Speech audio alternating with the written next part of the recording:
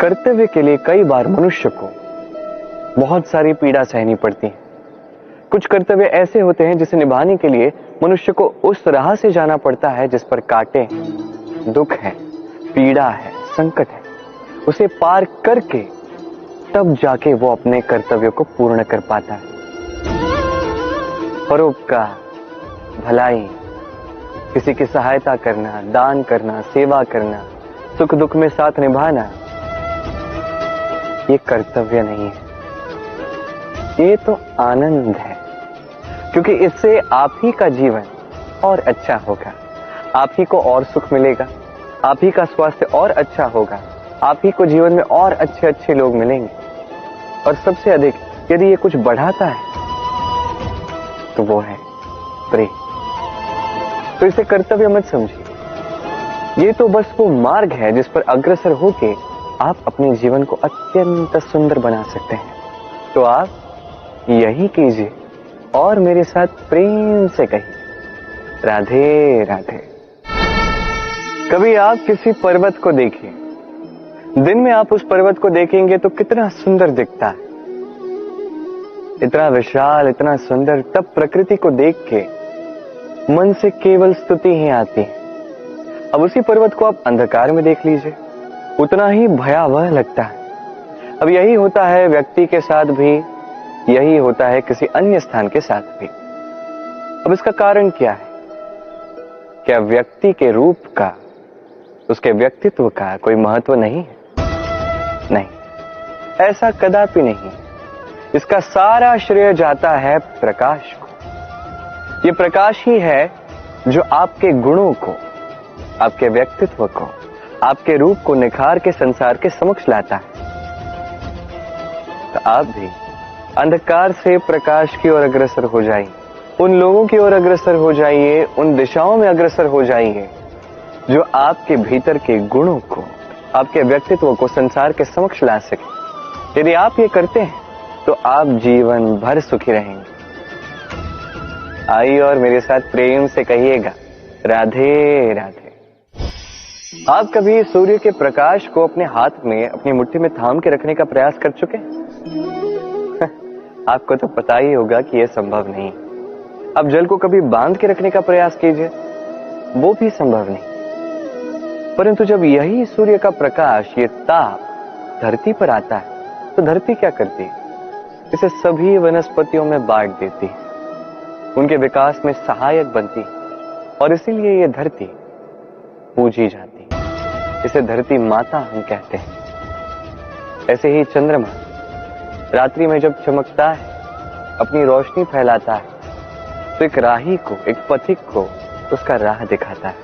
इसलिए चंद्रमा देवता कहलाता है। इसी प्रकार आप भी कभी प्रकृति को बांध के रखने का प्रयास मत कीजिए, इसे सहेज के रखना सीखिए, इसे बांटना सीख जाए, ठीक प्रेम की भांति। इस प्रेम को कभी भी मुट्ठी में बंद करने का प्रयास मत कीजिए, बल्कि इसे खुले हाथ से बांटना सीख जाइए। ये यदि आप सीख गए तो स्वयं को प्रसन्न रखना भी सीख जाएंगे, दूसरों को प्रसन्न रखना भी सीख जाएंगे।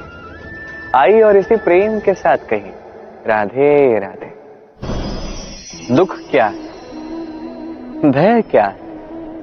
इसे कुछ इस प्रकार समझिए, जीवन में जब भी आप कुछ प्राप्त कर लेते हैं, उसे खो देने का भय उसी के साथ आ जाता है।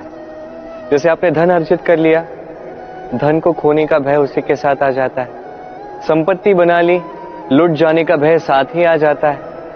अब ये जीवन के साथ भी होता है। जैसे ही आप जन्म लेते हैं, मृत्यु का भय उसी के साथ आ जाता है।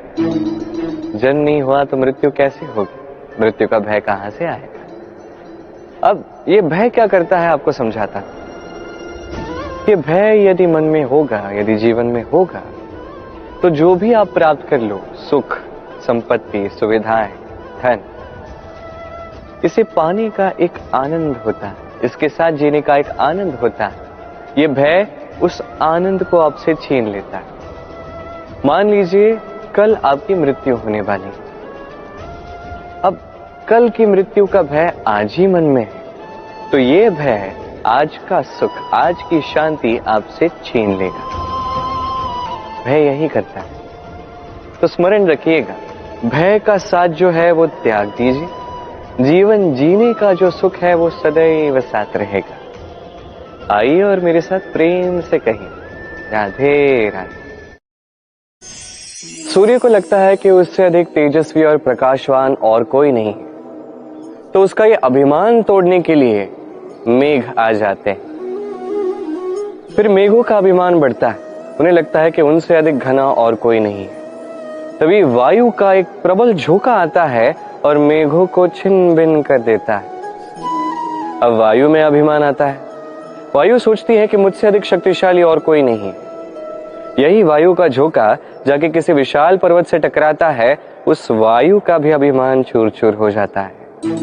पर्वत सोचता है कि मुझसे अधिक स्थिर और शक्तिशाली और कोई नहीं, तो धरा भूकंप ला देती है और वो विशाल पर्वत चूर चूर हो जाता है।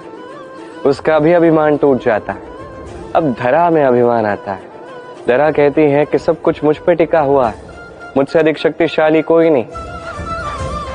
एक छोटा सा मूषक आता है, धरा में बिल बनाता है, भीतर घुस जाता है। धरा का भी अभिमान टूट जाता है। इसका तात्पर्य सरल है, इस संसार में अभिमान कभी स्थिर नहीं रहता। ये अभिमान टूटेगा। ये सांसारिक चक्र है। हमें अपने जीवन में अपने कर्तव्य निभाने हैं, अपने कर्म करने हैं, अभिमान नहीं करना। जो व्यक्ति इस बात को समझ जाता है वो ज्ञानी कहलाता है, और जो इस बात को नहीं समझ पाता वो आजीवन शोध प्रतिशोध मान अपमान इसी में उलझ जाता है। अब क्या आप इसी में उलझना चाहते हैं या आप ज्ञानी बनना चाहते हैं? चयन आपका है। आइए और मेरे साथ प्रेम से कहिए, राधे राधे। जीवन में लक्ष्य को कैसे पाया जाता है? कोई कहेगा मित्र की सहायता से, कोई कहेगा प्रेम से, कोई कहेगा निरंतर प्रयास करने से, परिश्रम करने से, कोई कहेगा ईश्वर के आशीर्वाद से, आदि इत्यादि। मैं आपको समझाता हूं। जैसे त्रिलोक है, अर्थात 3 लोक है, जिसे संचालित करते हैं त्रिदेव, 3 देव, उसी प्रकार अपने लक्ष्य तक पहुंचने के लिए 3 भावों की आवश्यकता है। पहला भाव है स्वप्न देखना। आप स्वप्न देखना आरंभ करेंगे ही नहीं तो उसके आगे कुछ कर ही नहीं पाए। तत्पश्चात आपको दृढ़ संकल्प से, चाहे मार्ग जैसा भी हो, उस पर चलना होगा। ये दूसरा भाव है, दृढ़ संकल्प। और तीसरा भाव है इस लक्ष्य को पाने की यात्रा को पूर्ण करने के लिए प्रतिबद्ध होना। तो यदि आप स्वप्न देख सकते हैं, दृढ़ संकल्प से मार्ग चाहे जितना भी कठिन क्यों ना हो उस पर चल सकते हैं, और उस लक्ष्य को पाने की यात्रा को पूर्ण करने के लिए प्रतिबद्ध हो सकते हैं, तो आप निश्चित रूप से अपने लक्ष्य को पा सकते हैं। तो आप भी यही कीजिए और मेरे साथ प्रेम से कहिए, राधे राधे।